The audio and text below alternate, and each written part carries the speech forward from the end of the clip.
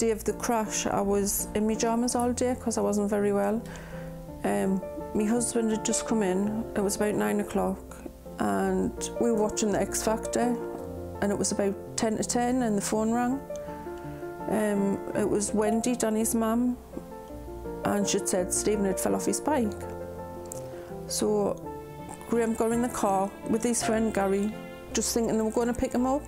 Graham got to where Stephen was and he was told he couldn't go.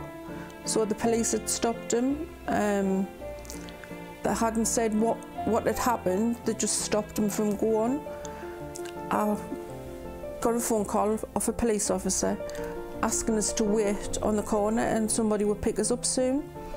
And I was like, well, what's the matter? But obviously I didn't have any details or anything, so you know, you're frightened because your child's out there but you don't know what's happening. So when I got to the hospital, the doctor advised us to get all the family together, and I was like, but nobody said what's happened, or you know, Stephen was hit by a driver speeding. And I was like, right, okay then. And he said, we're busy working on him now. And about half an hour later, the doctor had come and said, look, there's nothing we could do. And at that minute, my heart just snapped. At first, I don't think it hit us, because we were just like, oh, well, he's on a school trip, he's not here. I think we were just in that mental state of not believing.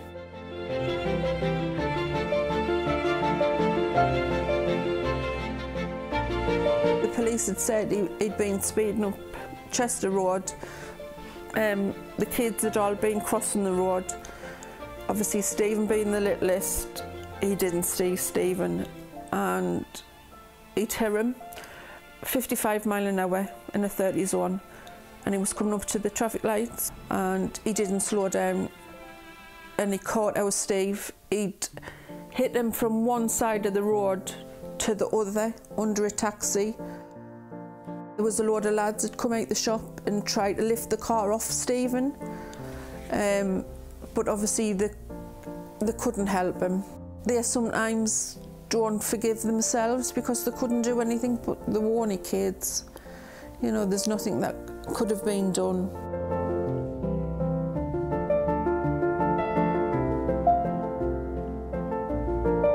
Having your friends and families, fine.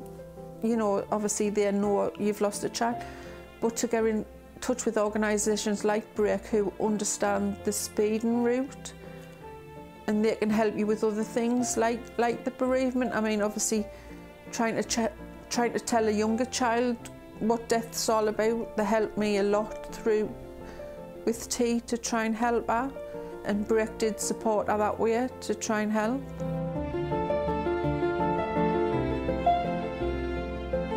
From him being little, he was such a character, and obviously when he got leukemia, he was poorly, and people loved him in the unit because he used to, even though he was so young, he used to go around with a little money bag and collect. I mean, obviously he was cheeky and he tried to pull it because he was poorly, but you cannot let him get away with it because obviously he ruled the roost then.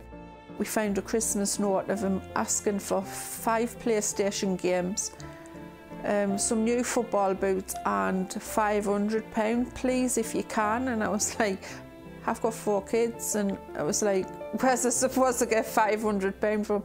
But he used to think Santa Claus lived in a catalogue, and I was, he was just so funny, so funny. Well, we're no longer a family. It just, the impact. I mean, when your child's born disabled anyway, you have that sort of bond because everything's around Stephen. But the hardest thing is he'll never have a life, he'll never grow up. You don't know what he would have become. You know, you don't have his friends around anymore, or there's just like your life's gone. It was sort of a light has gone out. I mean, I still got lights, but one of them's missing. and that light will never brighten again, and you can't replace it.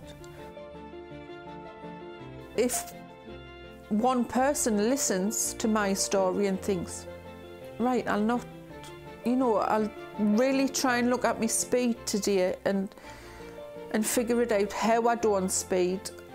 Or you see one kid and think, right, I won't speed, and I will look where I'm going, and I'll do everything I can possible.